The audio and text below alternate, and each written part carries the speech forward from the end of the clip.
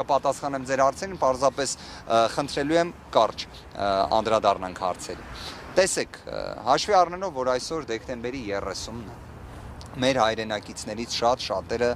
զբաղված են իրենց համար չափազանց կարևոր, քանի որ մենք բոլորս էլ հայեր ենք, իսկապես ամանորի նախաշեմը չափազանց կարևոր է։ Այդ իսկ պատճառով, քանի որ մենք գիտեինք, որ նույնիսկ մեկ գրառում եթե կատարեինք դատական նիստի վերաբերյալ, մեր հայրենակիցների, մեր աջակիցների, հազարավոր մեր հայրենակիցների ներկայությունը լինելու էր դատական նիստերի դահլիճի առջև։ Մենք իսկապես ելնելով Սամվել Կարապետյանի հստակ դիրքորոշումից զերծ ենք մնացել դրանից, քանի որ չէինք ցանկանում, որ դեկտեմբերի 30-ը ինչքան էլ կարևոր է, չափազանց կարևոր է ամեն մի անձի ներկայությունը դատական նիստերի, այսպես ասած, դահլիճում գտնվելու պայմաններում, երբ իմանում ես, որ մեր հայրենակիցները դատարանի առջև են, բայց բոլոր դեպքերում զերծ մնացինք այդ իրազեկումից, իհարկե գիտակցելով, որ հնարավորություն կունենանք մանրամասն բոլոր հարցերին պատասխանել։ Հիմա լսում եմ ձեզ։ Ամբողջական հետարքիր հարց եք տալիս, սահմանափակումները հաղորդակցման ինտենսիվ կերպով կիրառված են, կրկին բացառապես մերձավոր ազգականներին է վերաբերելու, եւ ըստ էության նաեւ կարծես խոսքի ազատության սահմանափակում է նախատեսված, որի վերաբերյալ առանձին անդրադարձ կկատարենք։ Ես ակնհայտորեն եմ ասում, այստեղ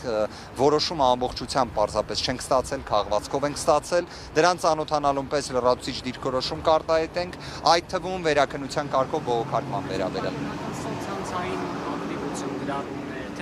Ըստ էության կարող է նաև դրան վերաբերել, դրա համար կցանկանամ դատարանի որոշմանը ծանոթանալ, նոր ամբողջականացնել, շատ պարզ ուզում եմ ձեզ բացահայտել, մեր պատկերացրած խափանման միջոցը առկա այն տվյալների, որոնք մենք ստացել ենք այս ժամանակահատվածում,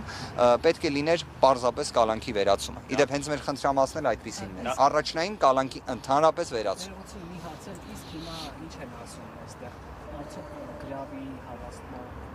Ոչ, դա չի հարցը, պարզապես այսպես մի հասկացություն կա, կոչվում է ազատական։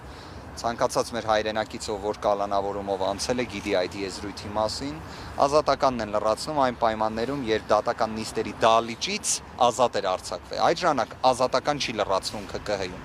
Բայց սա է իրավիճակը։ Իդեպ այս նախաձեռնությամբ, որ անպայման պետք է ուղեկցեն դեպի քրեակատարողական հիմնարկ, հաստատի հանդես եկավ